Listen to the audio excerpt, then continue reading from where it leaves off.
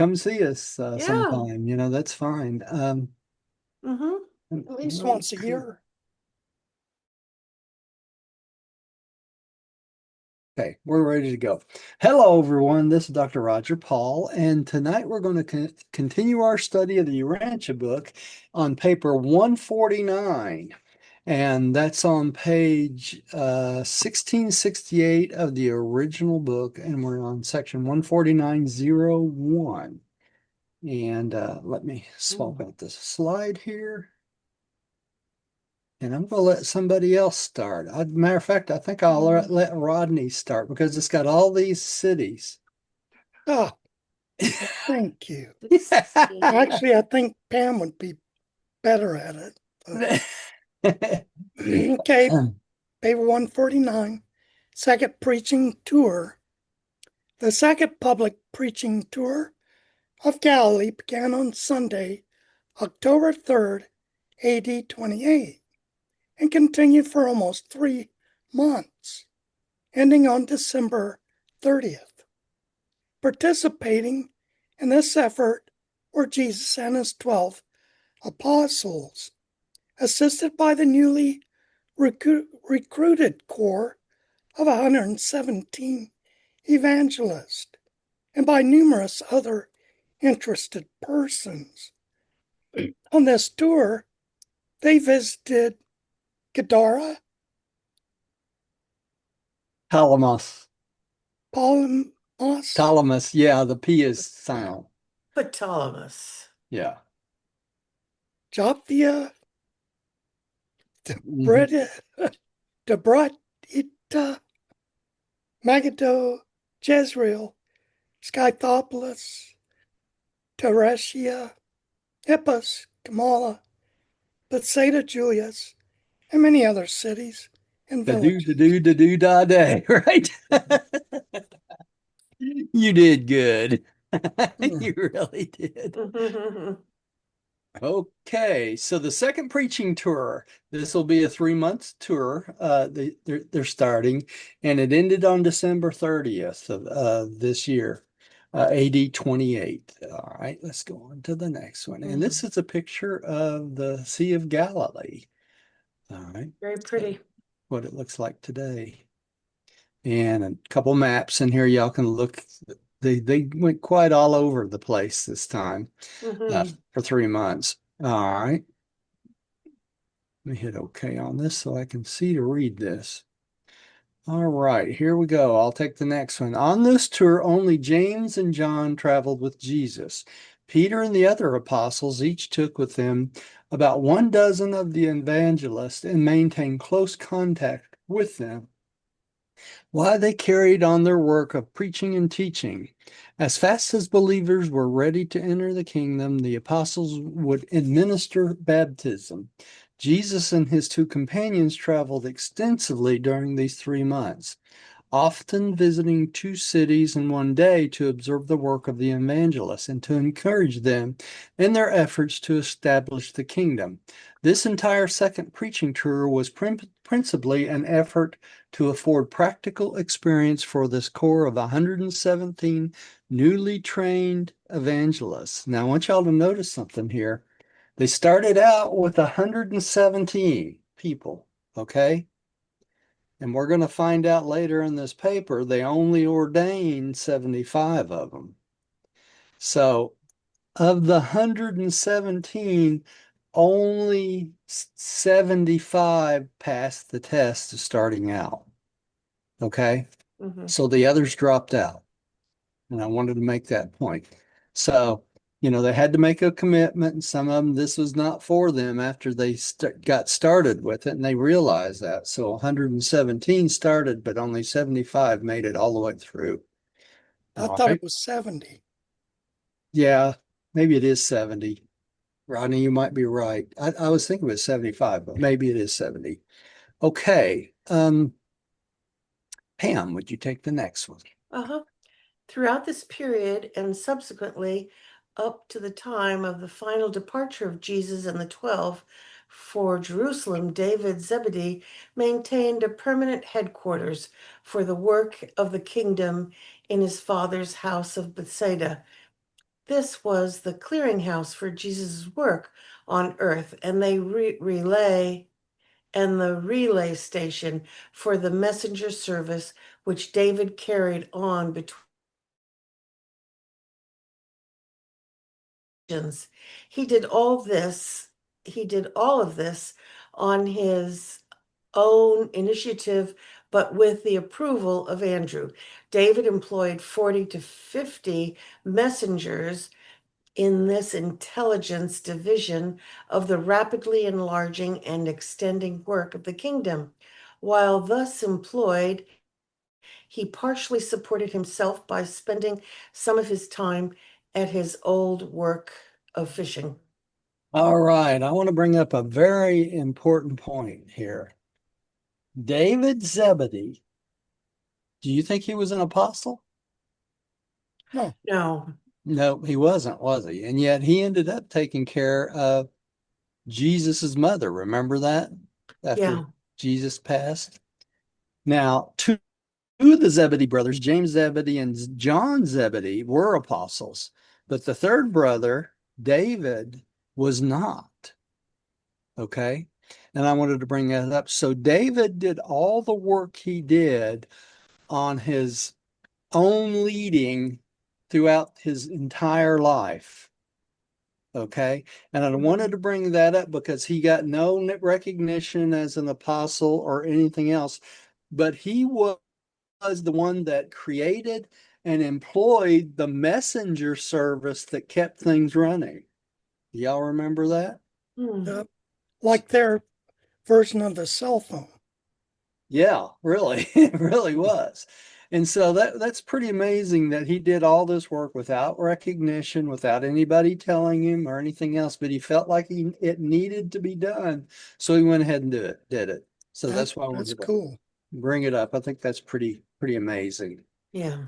Okay. Letch, would you take the next one, please? I can't hear you, Letch. You turn your mic on.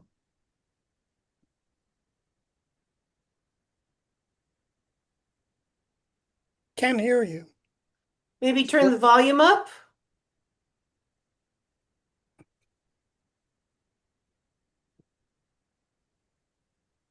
Doesn't look like it's muted.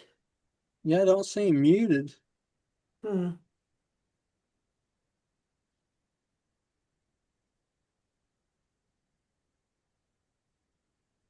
You still out there, Letch?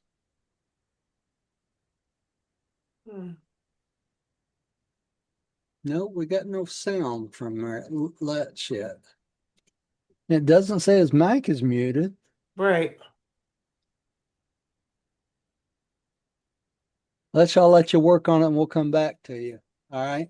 Yeah, we can't hear you at all. Okay. All right. So I'll take the next one. One, the widespread fame of Jesus.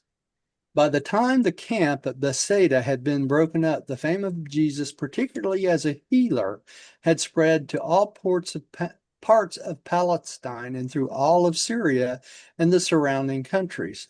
For weeks after they left Bethsaida, the sick continued to arrive, and when they did not find the master, on learning from David where he was, he would go in search of him. On this tour, Jesus did not deliberately perform any so-called miracles of healing. Nonetheless, scores of afflicted found restoration of health and happiness as a result of the reconstructive power of the intense faith which impelled them to seek for healing. Now, when I was reviewing this afternoon, they're going to make a big point tonight about the healing that went on was because of the faith of the individuals that followed Jesus. Okay, so they were healed by their own faith and being in close proximity of the Creator Son Himself. This faith allowed the healing power of Jesus to heal them. It's the mixture of their own faith and Jesus's healing power He did not consciously put out. Okay, so Hmm. just because He was a Creator Son and the will of the Father wanted these people healed, the creative power of the Son went out and helped create the healing. So it was their own faith that healed them, He along had with so much Jesus's healing power. creative power in him. That's right, the creative power, just being in a close proximity to him, Mm-hmm. right? So, yeah, you having troubles too, Rodney? Well, Gary texted one to know the meeting sign-in numbers, Yeah. and my phone's not here, but I heard it on my iPad.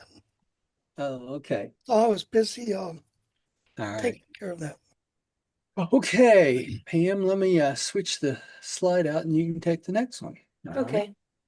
There began to appear about the time of this mission and continued throughout the remainder of Jesus' life on earth a peculiar and unexplained series of healing phenomena. In the course of this 3 months tour, more than 100 men, women, and children from Judea, Idumea, Galilee, Syria, Tyre, and Sidon, and from beyond the Jordan were beneficiaries of this unconscious healing by Jesus and returning to their homes added to their enlargement of Jesus' fame. And they did this notwithstanding that Jesus would, every time he observed one of these cases of spontaneous healing, directly charge the beneficiary to tell no man. Why do you y'all think that he did this over and over, told Oh, him to because he tell doesn't no want to one? be known as a healer. Yeah, Yeah. because he didn't want to be known as a healer, right? And it just kept spreading and spreading and spreading. So he was trying to Mm. put an inks on it a little bit there, But right? it makes you wonder why that didn't happen earlier. Him telling people to tell no No, man? no, No, he started that from the spontaneous, beginning. Oh, the spontaneous. spontaneous healing. I probably because they did the people that was coming to hear them didn't think about it until they saw a couple of the miracles happen and it started to spread, the information starts to spread around. Mm. So, more than likely that's the case. All right, let's go on to the next one. Um, Rodney, you want to take this one? Yes. It was never revealed to us just what occurred in these cases of spontaneous or unconscious healing. The Master never explained to his apostles how these healings were effected, other than on several occasions he merely said, I perceive the power has gone forth from me. On one occasion, he remarked, when touched by an ailing child, I perceive that life has gone forth from me. And this was just a touch of a child that believed, right? Mm. Mhm. Childlike faith. So just his presence around people and then believing caused them to be healed in many cases. Right? From their faith. Yeah, from their faith. Letch, did you get your microphone working? You think? No, still can't hear him. Yeah. All right. Okay, well, I'll go back again. In the absence of the direct word from the master regarding the nature of these cases of spontaneous healing, it would be presumed on our part to undertake to explain how they were accomplished. But it will be permissible to record our opinion of all such healing phenomena. We believe that many of these apparent miracles of healings as they occurred in the course of Jesus's earth ministry were the result of the coexistence of the following three powerful, potent, and associated influences. Now, this is what the midwayers believed happened. Mhm. Okay. First, Pam. the presence of strong, dominant, and living faith in the heart of the human being who persistently sought healing, together with the fact that such healing was desired for its spiritual benefits rather than for purely physical restoration. Okay, because many of these people wanted it for the spiritual benefits so they could work spiritually. That had a big aspect in it, didn't it? Okay, it wasn't just wanted selfish healing for themselves, and there's a case of that they're going to discuss a little bit later. All right, two, Rodney. Yes. To the existence, concomitant with such human faith, of the great sympathy and compassion of the incarnated and mercy dominated Creator Son of God, who actually possessed in his person almost unlimited and timeless creative healing powers and prerogatives. Now, why was it timeless? Because Jesus originated, right, from eternity. And Correct? so he was a spirit presence as alongside his human presence. So that spirit presence within him meant that he also incorporated not only space but time in his human body, but timelessness in his spiritual aspect. Mm-hmm. Okay, because he always has been, always will be, being deity. All right. Here we go on the third one. Along with the faith of the creature and the life of the creator, it should also be noted that this God man with the personified expression of the Father's will. If, in the contact of the human need and the divine power to meet it, the Father did not will otherwise, the two became one, and the healing occurred unconsciously to the human Jesus, but was immediately recognized by his divine nature. The explanation then of many of these cases of healing must be found in a great law which has long been known to us, namely, what the Creator Son desires and the Eternal Father wills is. See the capital on the is? So Yeah. what they desire and what the Father wills is becomes reality. Mm-hmm. Okay?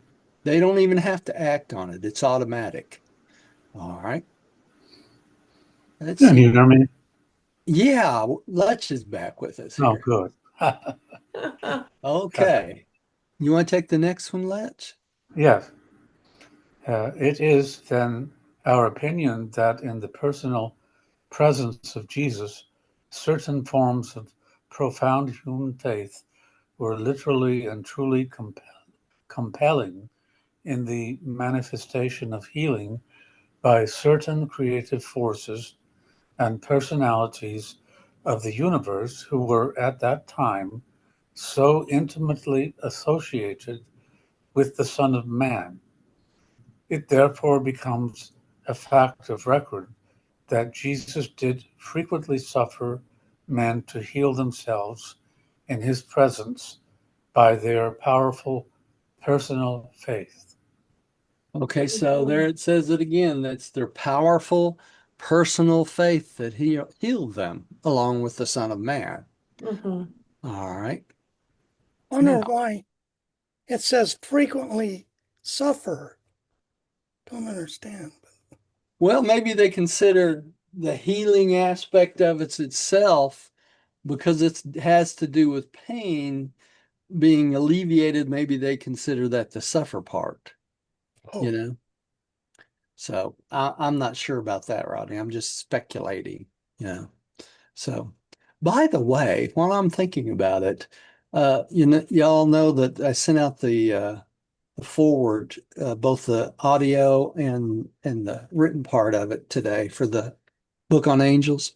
And I Mm-hmm. wanted to mention something since everybody's here now that I did almost, I'm sure I mentioned every one of y'all's name in the book at one point or another. So, no uh, kidding. yeah, but because y'all participate so much and in redoing these chapters and stuff, I used the meetings as the basis for the chapters. So I incorporated a lot of the questions that y'all would ask and that sort of, or the points y'all made, I thought was important. So don't be shocked if you get the book and see your name in it somewhere. So, Okay. Because we're not angels.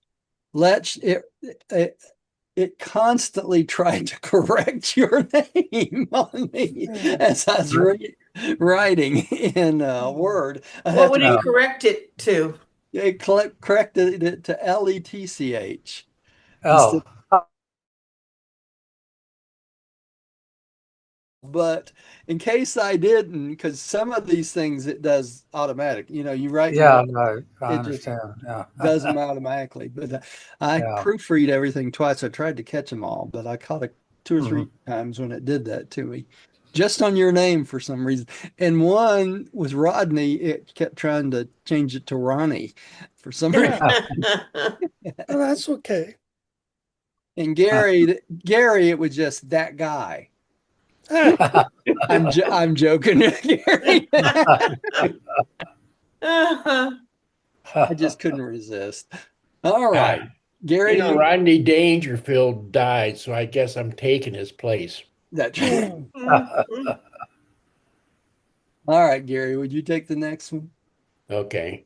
Many others sought healing for wholly selfish purposes. A rich widow of Tyre with her retinue, Retinue. retinue, Yeah. uh, In other words, she was wealthy. Yeah. oh, She I came with should, a group of people. Yeah. okay. Yeah, I should be retinue Group then. of people. Yeah.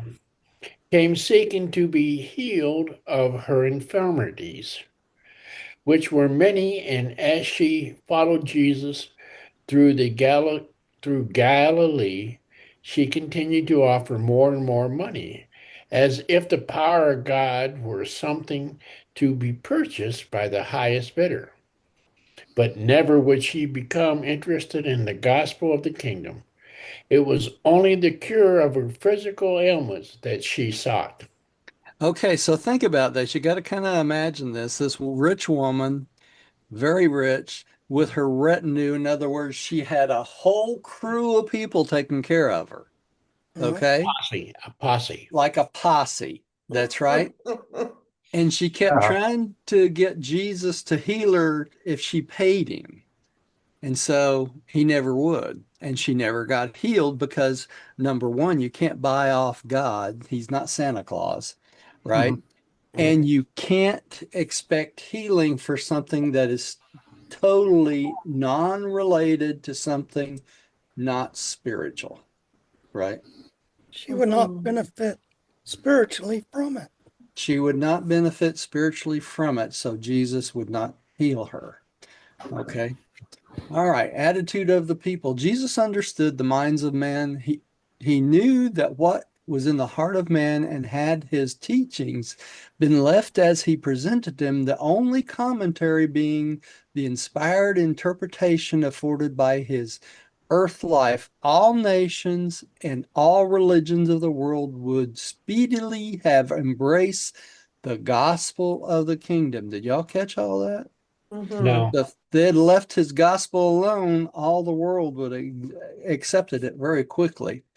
Now, this is where the monkey wrench comes in. The well-meant efforts of Jesus' early followers to restate his teachings as to make them more acceptable to certain nations, races, and religions only resulted in making such teachings the less acceptable to all other nations, races, and religions. And who is the number one person that did this? Paul. Paul. Paul. That's right. He was the worst at doing this. Oh, there he is. Pam, would you take the Oh, next one? yeah.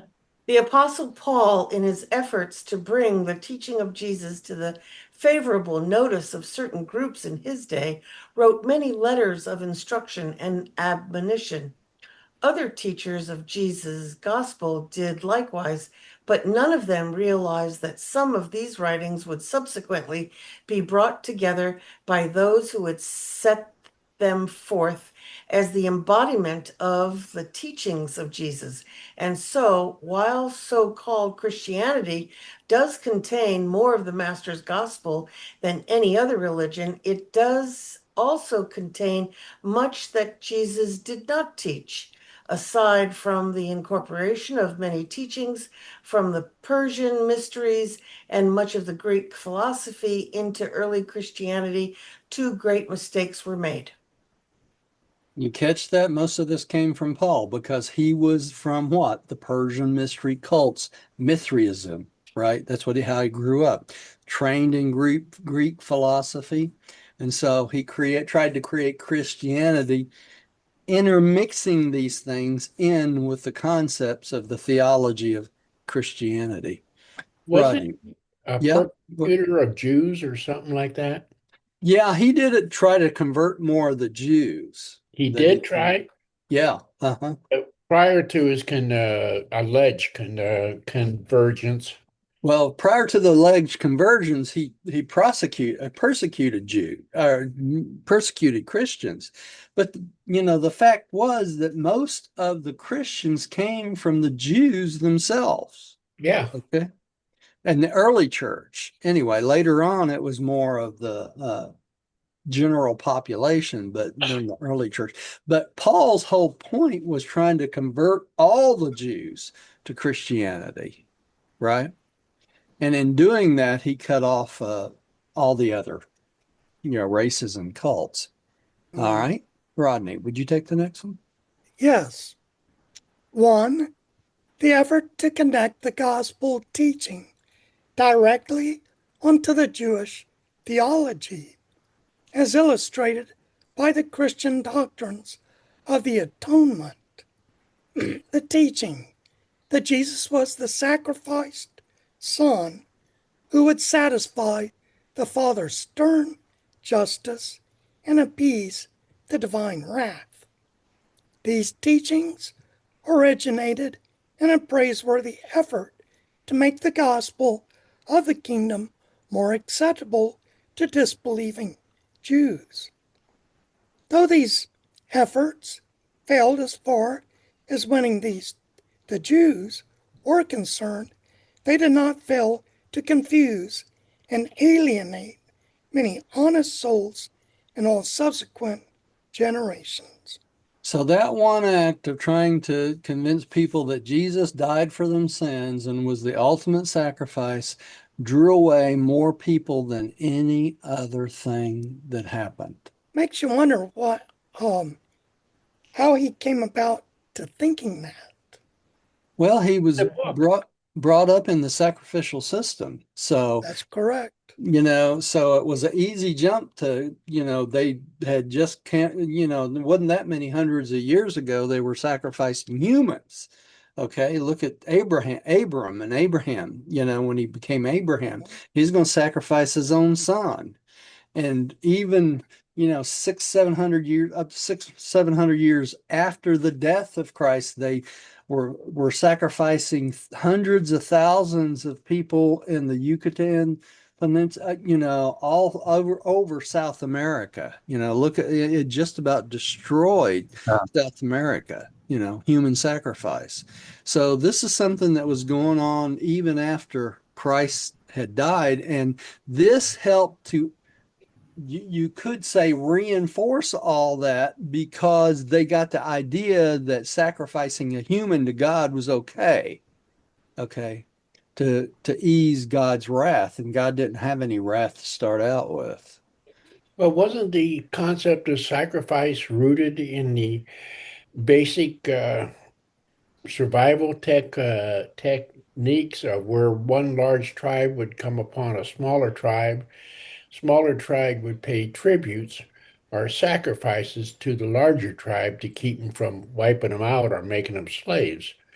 And that, I believe, if I'm right, correct me if I'm wrong, that basically evolved into the concept of sacrifice to buy atonement.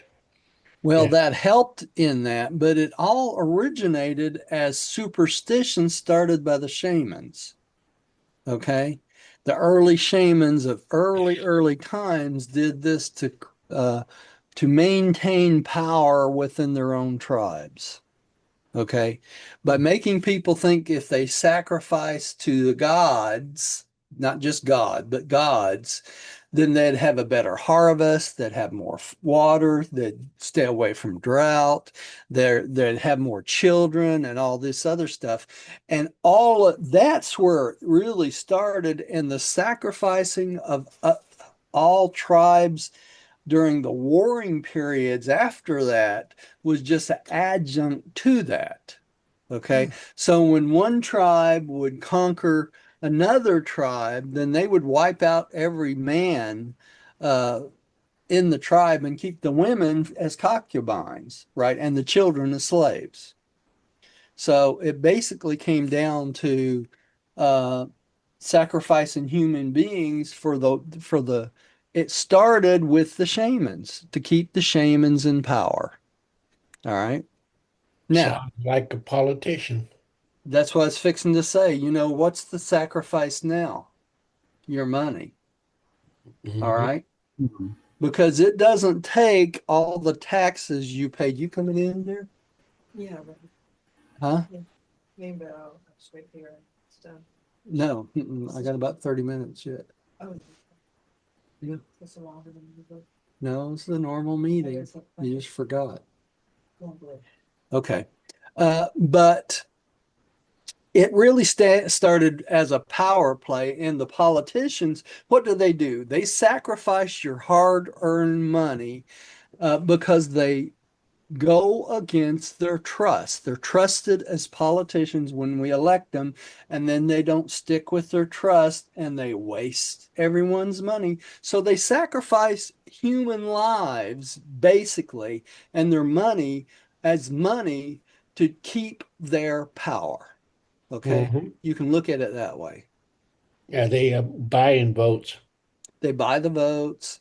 All right. They stay in office forever because they're making tons and tons of money that they don't deserve. It's not theirs to spend, et cetera, et cetera, et cetera. We could go on for hours about that one.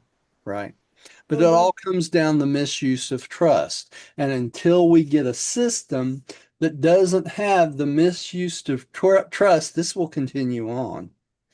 All I can say is go read paper 72, Government on a Neighboring Planet. That spells it out perfectly, right? All right, let's go to number 2. Who just read that?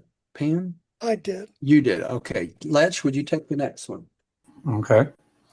The second great blunder of the Master's early followers, and one which all subsequent generations have persisted in perpetuating, was to organize the Christian teaching so completely about the person of Jesus. This overemphasis of the personality of Jesus in the theology of Christianity has worked to obscure his teachings, and all of this has made it increasingly difficult for Jews, Mohammedans, Hindus, and other Eastern religionists to accept the teachings of Jesus. We would not belittle the place of the person of Jesus in a religion which might bear his name, but we would not permit such consideration to eclipse his inspired life or to supplant his saving message, the Fatherhood of God and the Brotherhood of Man. Now, how many times have we gone through this? The message of Jesus was the fatherhood of God and the brotherhood of man. It wasn't the sacrifice of sin. Okay? He said over and over and over again that God the Father forgives sin. Your sins are already forgiven. All you have to do is ask, and God forgives them automatically. But the message of Jesus was the fatherhood of God and the brotherhood of man. He was trying to make you understand you had a father fragment, you had a piece of God within you. And it was your duty to try to follow that father fragment or that voice within to try to please God as much as possible. And in doing that, you would accept the brotherhood of man because the love of God and the love of your brothers is the same. Because every single person has that same fragment of God the Father. So it's our responsibility to love every single person because of that Father fragment as we love ourselves, because they are part of the family of God itself. The fatherhood of God and the brotherhood of man, right? Just that simple. And it's interesting, they say this right here in the book. The overemphasis of the personality of Jesus. Notice it says here, in the theology of Christianity, which has worked to obscure his teachings. So the theology of Christianity has been a detriment to spreading his teachings to Jews, Mohammedans, Hindus, Buddhists, everyone, every other religion out there. Okay. Do you think, So, Roger, excuse yeah, me, do you think, Roger, this is the belief structure of the world to come? It has been said that, or speculated, I should say, that eventually there will be a one world religion. religion. And I believe this is the only one that would encompass all beliefs except for maybe the Buddhism, and that is technically not a religion. No, it's technically not a religion because it doesn't have a Godhead. Yeah. Okay. I mean, it's absent of a Godhead. It's this idea that you're going to meld into this universal over control of everything, and that's not the way it happens. So, but it's interesting that you say this will eventually meld into one world religion, because it will, but it won't be called Christianity, and it won't be called Hinduism, and it won't be called Jews, and it won't be called Islam, and it won't be called Mohammedans, because it will be the mixture of all the theology of all these religions, with Jesus or Michael being the creator son of the universe at its head. Okay. That's just all there is to it. You can't have a world religion without the leader of the entire local universe as its head. And even more, because Jesus is the planetary prince of this planet, right? So he's got to be the head. He's got to be the head. There's no other way to do it. Now, Yeah. he's got a vicegerent planetary prince, which is Maccabean Melchizedek, but he's the representative of who? Jesus. Jesus God. or Michael, right? You know? So that's what they're talking about. So Christianity has done a disservice by creating this theology about the personality of Jesus instead of the teachings of Jesus itself. I'm going to make an exception, and I agree with what you say, but I want to utter this. Christianity also, on the flip side, has brought many people to believe in God and the one God. They have. It has, but it's And also that's, destroyed more people in wars than any other religion. I Okay? didn't know that fact. Yes, it has. It's Yeah, there's destroyed a, more people in wars than any other religion, and that includes Islam. And which is pretty amazing because there's more Islam believers out there right now than there are Christians. Did y'all know that? No. They sure are. They Yeah. sure are. they're And in, eventually, someone in Islam will make this connection of who Jesus actually is and start teaching it in the Islam way, and it will they take will over kill the him. world. All That's right. blasphemy, and that's a death sentence in Islam. Yeah, and in Islam it is. Yeah, Yeah. it's a death sentence. Hmm. But that's what will eventually happen if we end up having one world religion. Okay. No way around it. And it's not the way everybody thinks it's going to be or the way we want it to be. It's going to be the way it works out on its own. Mm-hmm. Okay. Some things we can't control. Okay. I think Letch is up again, isn't he? Did you read less, or is it my turn? I just did. Yeah. Oh, did you? Okay. Gary, would you take Yeah. this? See, this is a No, short. wait a minute. This is too short for Gary. I thought you was Yeah. going to say. All righty.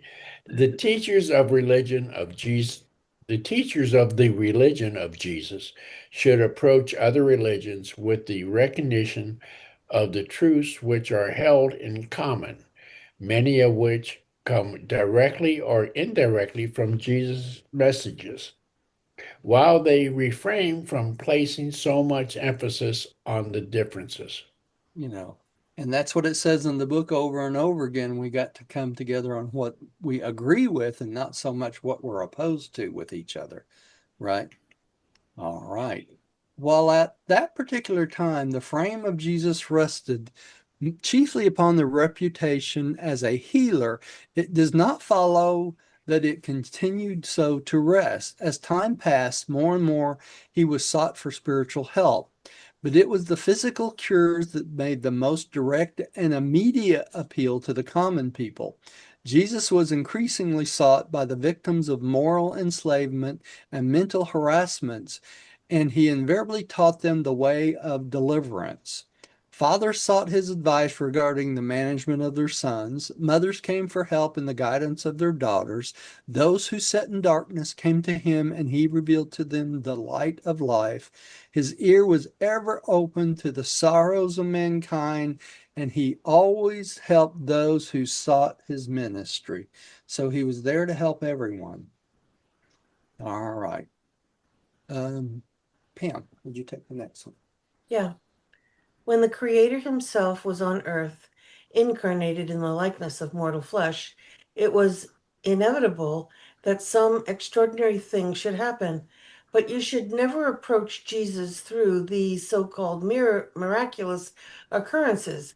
Learn to approach the miracle through Jesus, but do not make the mistake of approaching Jesus through the miracle. And this admonition is warranted, notwithstanding that Jesus of Nazareth is the only founder of a religion who performs supernatural, supermaterial acts on earth. So Jesus was the only Son of God that ever came to the earth and actually performed supermaterial miracles. So Okay, what you're saying is we should look at the miracles he performed through the eyes of Jesus. right. We Not, should. not Now as, we oh, can't you could do confuse that, huh? we can't confuse the miracles of Jesus with these faith healers who are running around telling people they're being healed and stuff. Okay? You follow me? It's not the Yes. same thing. You had told me that $4,852 ago. I was joking. Uh, the other thing is this. I'm going to wait until we get to that paragraph. I got another point to make about this, but I'm going to wait for a little while. All right. Let's see here. Rodney, I think you're up again. The most astonishing and most revolutionary feature of Michael's mission on earth was his attitude toward women. In a day and generation when a man was not supposed to salute even his own wife in a public place, Jesus dared to take women along as teachers of the gospel in connection with his third tour of Galilee.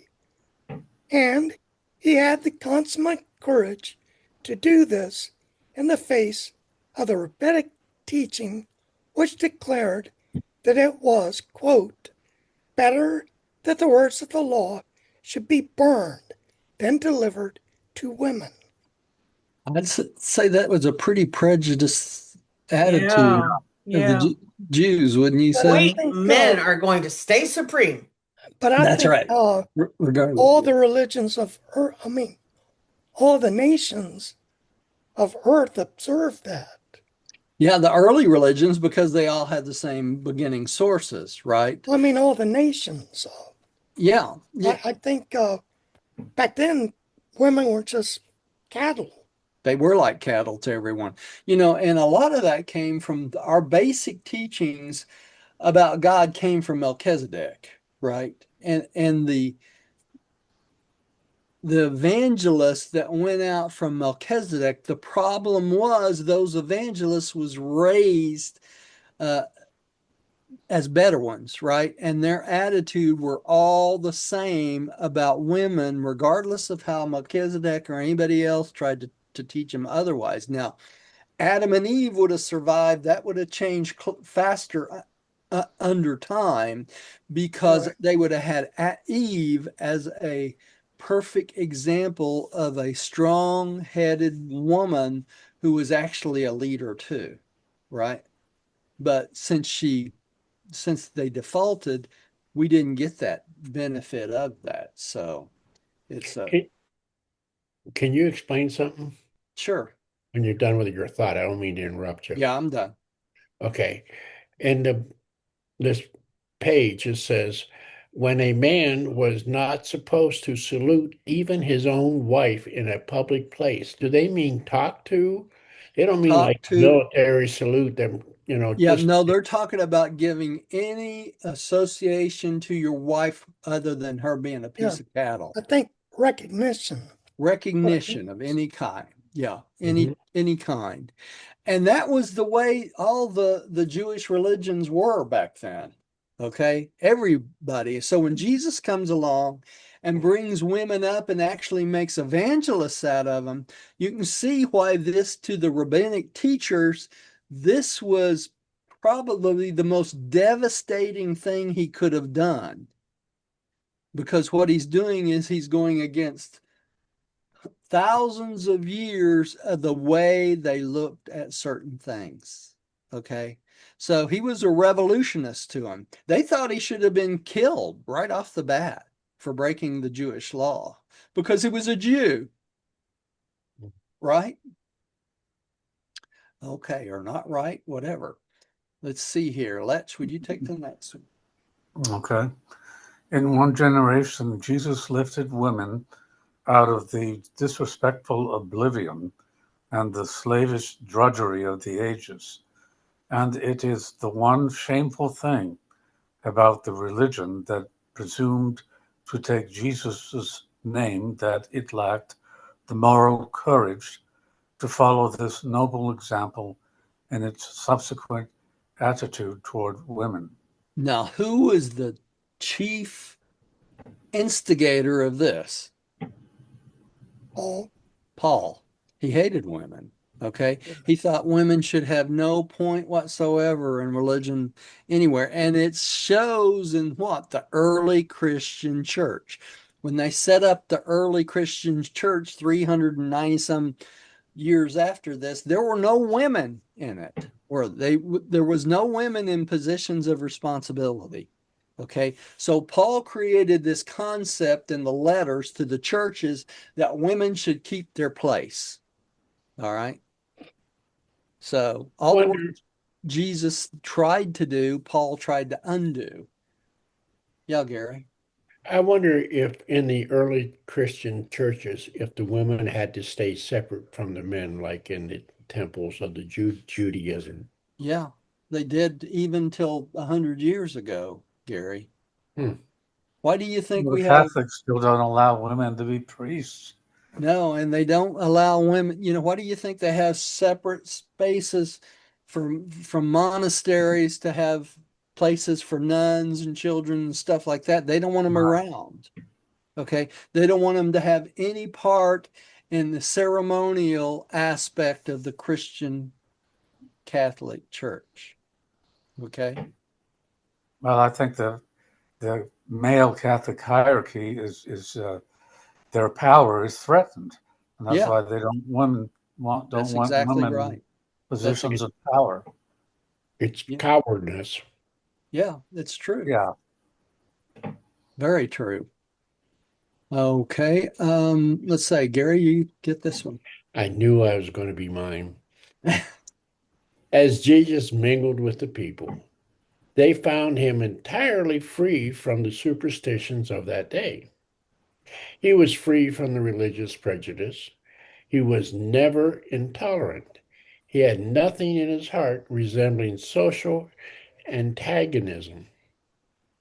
While he compiled, Lied. when he compiled with the good in the religion of his fathers, he did not hesitate to disregard man-made traditions of superstition and bondage. He dared to teach that catastrophes of nature, accidents of time, and other calamitous happenings are not visitations of divine judgment or mysterious dispensations of providence. He denounced slavish devotion to the meaningless ceremonies and exposed the fallacy of material worship. He boldly proclaims man's spiritual freedom and dared to teach that mortals of the flesh are indeed and in truth sons of the living God. Now, how many people do you know are like this today? Not very many, are they? We're still ate up with superstitions, right? Oh, yeah. We still think that things of nature are God's vengeance against us. There's a whole group of human beings on this planet right now that thinks that God's gonna destroy the earth again with either fire or water, one of the two, right? Well, that's the So teachings of the Christian church. yeah, I mean, it keeps going on and on and on. Let's try to get these last two paragraphs in before we quit. Jesus transcended all the teachings of his forebears when he boldly substituted clean hearts for clean hands as the mark of true religion. He put reality in the place of tradition and swept aside all pretensions of vanity and hypocrisy. And yet his fearless man of God did not give vent to destructive criticism or manifest an utter disregard of the religion, social, or economic political usages of his day. He was not a militant revolutionist. He was a progressive evolutionist. He engaged in the destruction of that which was only when he substantianeously offered his fellows the superior thing which ought to be. So he wanted to substitute those things which were for that which ought to be in its place. All right, He Pam. gave answers. Give them answers. Give them a replacement for all this superstition. Pam, would you take the next one? Oh, I lost her, didn't I? Disappeared. Rodney. Jesus received the obedience of his fellows without exacting it. Only 3 men who received his personal call refused to accept the invitation to discipleship. He exercised a peculiar drawing power over men, but he was not dictatorial. He commanded confidence, and no man ever resented his giving a command. He assumed absolute authority over his disciples, but no one ever objected. He permitted his followers to call him master. Notice he only had 3 men in all his life that rejected his message when it was given by him, right? Is that in the Bible even? I know there is I one don't rich man know. that failed That to is. follow I him don't think because it he had to give is. up his riches, but I don't know of any other. Yeah. Letch, would you take the next one? Okay. The master was admired by all who met him, except by those who entertained deep-seated religious prejudices or those who thought they discerned political dangers in his teachings. Men were astonished at the originality and authoritativeness of his teaching. They marveled at his patience in dealing with backward and troublesome inquirers. He inspired hope and confidence in the hearts of all who came under his ministry. Only those who had not met him feared him, and he was hated only by those who regarded him as a champion of that truth which was destined to overthrow the evil and error which they had determined to hold in their hearts at all costs. So they didn't want to be corrected in any way, did they? Right. They wanted to go on just like they were. Gary, would you take the next one, please? Yep. On both friends and foes, he exercised a strong and peculiarly fascinating influence. Multitudes would follow him for weeks just to hear his gracious words and behold his simple life. Devoted men and women loved Jesus with a well nigh superhuman affection, and the better they knew him, the more they loved him. And all this is still true even today and in all future ages. The more man comes to know this God man, the more he will love and follow after him. True even today, is it not? Mhm. All right, let's go to our prayer of acceptance here. Ask Pam whose turn it is. Well, Pam, I since you didn't get a read, think you want that, to read this one? well, sure. I You're think it muted, went, Pam. okay. I believe that God is my paradise father and that only by faith am I You're saved. muted, Pam. We Oh, can't hear Oh, you. oh, I I can can hear her. no, I'm not muted. I hear her.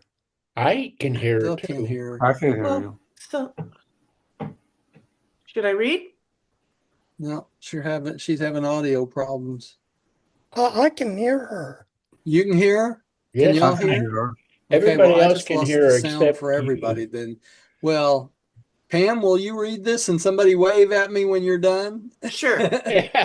I believe that God is my paradise father and that only by faith am I saved. No sacrifice is necessary.